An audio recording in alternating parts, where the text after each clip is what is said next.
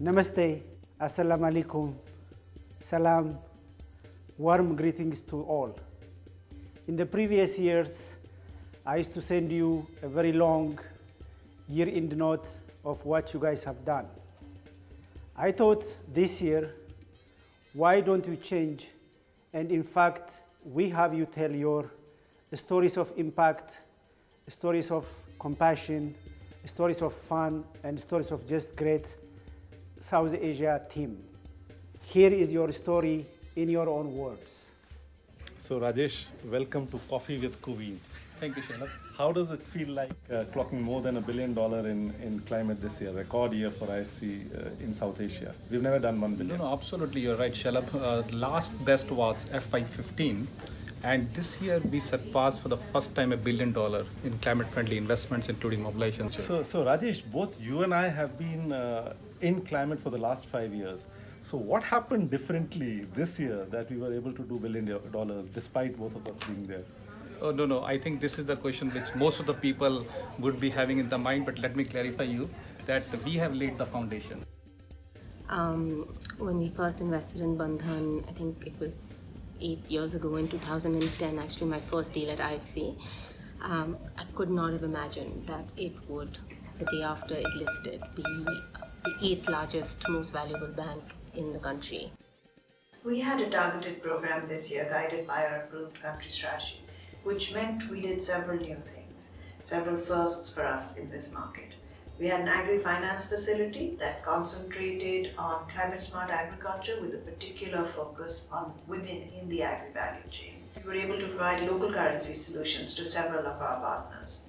We also entered the tourism space with an investment in 3 hotels across the country. By working with the clients, we're helping to preserve these natural ecosystems while still providing the opportunity for growth in the tourism space. We also did the first ever venture capital investment on IFC's behalf in Sri Lanka. And through all of this, the gender theme runs very strong because we are managing the largest single country gender program across IFC.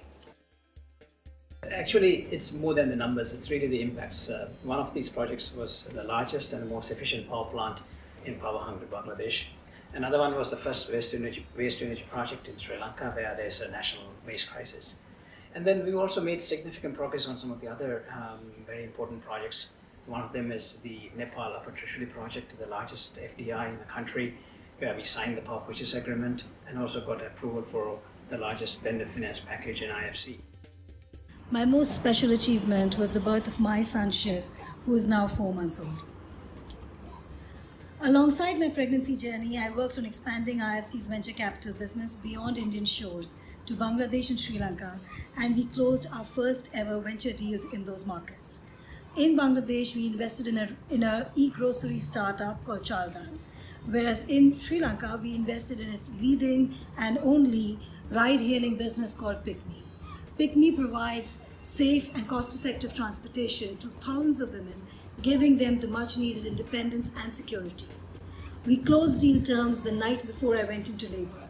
As such, this deal is symbolic of the drive and ability of IFC's female executives to win on both the personal and professional fronts. I've initiated several projects to promote women's access to finance, women's employment, and leadership. Among others, we launched the first national financial inclusion strategy, and also on the cross-cutting front, we are working on employer-supported childcare. We were able to offer local currency financing solutions for the first time to our clients. This enabled us to launch the Sri Lanka Agri-Finance Program, a combined investment and advisory offering focusing on climate-smart agriculture. Last year it was the cleanup of the Ganges Basin with 3 cities, Mathura, Varanasi and Hardwar. This year we're going to do it with Agra, Lucknow. And just imagine the cleanup of the entire Ganges Basin all the way from source of Ganges all the way to Bangladesh. It's going to be an amazing story. This year we have been privileged to work on the Clean Ganga program in India. We prepared cabinet notes for the government, we developed the policy for the government and came up with this hybrid annuity model. In 2017, the government finally hired IFC. It mandated us to roll out this hybrid annuity model for Clean Ganga in 3 cities. And I'm pleased to say that within a short span of 9 months, which is one of the shortest time frame in which a PPP has been closed. The Riva Solar project is a project of scale, a story of impact, largest of its kind, done on pure commercial financing without the need for subsidy, introducing internationally bankable PPAs in the Indian renewable energy sector for the first time, where these projects would produce electricity that would be used to run trains in Delhi. The biggest advantages of moving with IFC was that it helped to de-risk the project. Whatever were the perception in the market about the various risks associated with a big solar project. Currently, the country has a target of housing for all by 2022, and we want to address 11% of this need. Towards this need, what we have done till date is about own account funding about $750 million, and asked some of our large partners like HDFC and PNB to leverage our funding to the tune of almost about $1.2 billion. So total contribution adding up to about $2 billion.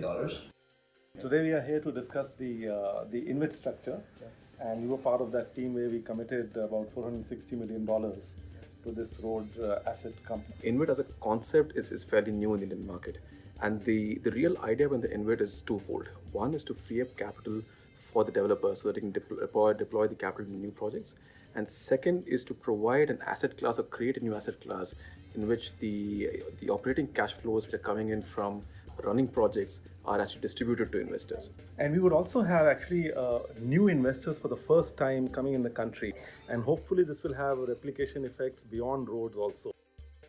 Partner with the management team to ensure that the performance evaluations are objective. We not only look at the effort but also in terms of what has been achieved.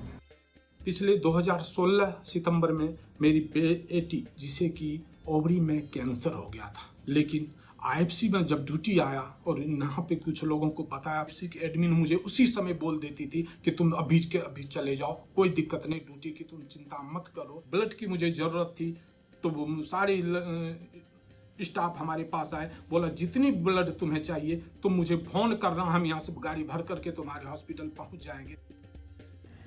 My favorite path might surprise you because we don't necessarily have the results that we hope to achieve.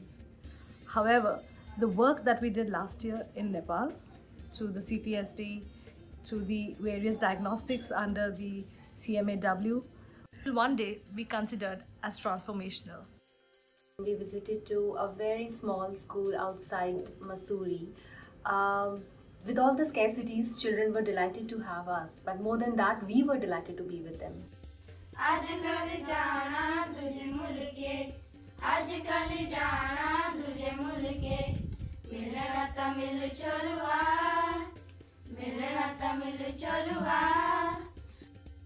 So for me, the real highlight for last year were the advisory portfolio reviews that we did. I think what made it challenging is that in South Asia, we don't just take things that are given to us. So we decided to add a twist. It gave us really good perspective into where our current gaps are, what the challenges are, and which areas we need to push on more to be able to achieve our full impact. Our portfolio and pipeline is largely funded, and we have additional funding available to implement or to support future programs aligned to regional and country priorities. This is the first time we've been able to achieve this in over a decade. We implemented a clear fundraising strategy over the last few years to diversify our donor base and reduce dependence on one large donor. I am working in IFC 13 years when we won our first women country manager. Recently, a large ship docked in southern Bangladesh, in Mojkali, carrying the very first liquefied natural gas coming into Bangladesh.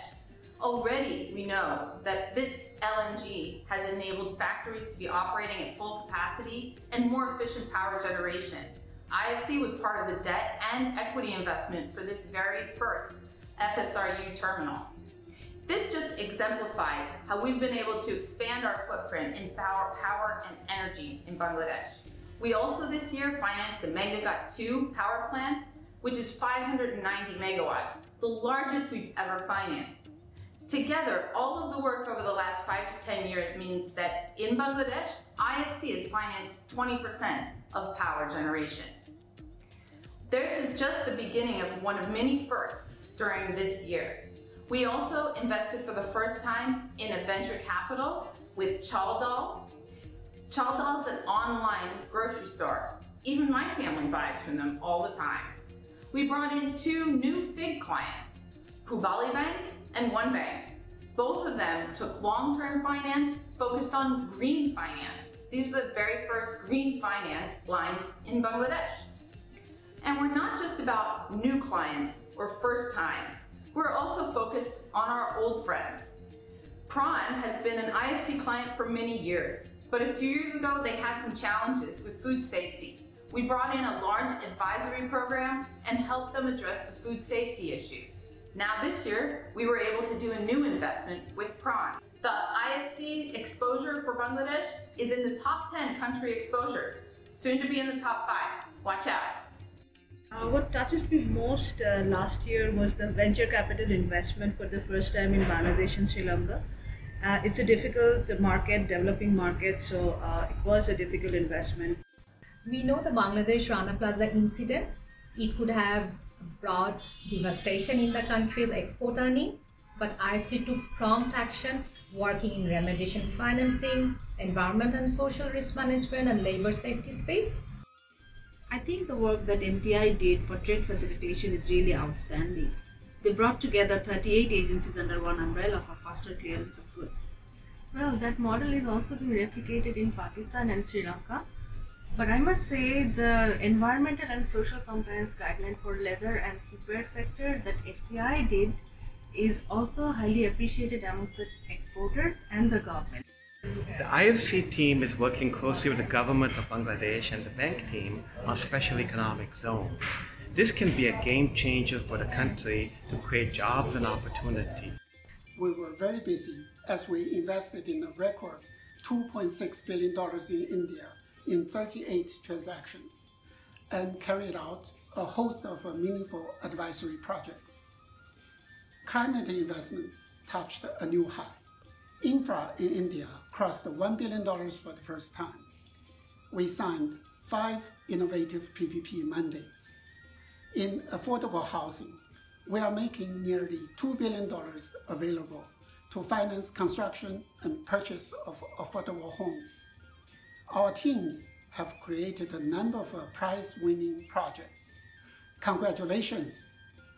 In everything we do, we follow our country's strategy to plug key development gaps. We move the needle in many ways. Affordable housing and large-scale solar are 2 of the biggest examples, and also startups. No wonder we have to come to enjoy our excellent relations with the government. In addition to providing Article 3 approvals for our investments expeditiously, at times approvals come overnight. The DEA has also provided approvals for our advisory engagements with the same speed. Talking about our own affordable house, we moved into a new office in New Delhi at a much lower cost than the previous one. I invite everyone to visit. Our office is a fine example of the entire team coming together to contribute creatively. A big thank you to everyone for a great year we have just achieved. Thank you. IBRD and IFC collaboration is perhaps best defined and most effective when it starts upstream in strategy and continues all the way to implementation. This year has been the benchmark for IFC-IBRD collaboration. We jointly delivered the SCD and the CPF, the Country Partnership Framework, to the board. It was an outstanding success, and we did it side by side with MIGA in addition. On implementation, we have several fantastic examples. One, on solar, we have the REWA, where actually the whole bidding process brought down the price of solar quite a bit. And this was, again, a collaboration between IBRD and IFC. Second is low-income housing. Huge demand by the client of increasing our ability to leverage IBRD and IFC, and we're doing that through the National Housing Bank, through private companies in an incredible way. A third area which is very important is cleaning the Ganga. Here too, both IBRD and IFC are working together. Perhaps the most important part in how do you sum it all up? You sum it all up is when you put IFC and IBRD together, we become the largest financier, multilateral financier for India. I assure you, India, IFC, IBRD, and MIGA will become the benchmark for the World Bank. What a year it was. We had a great year.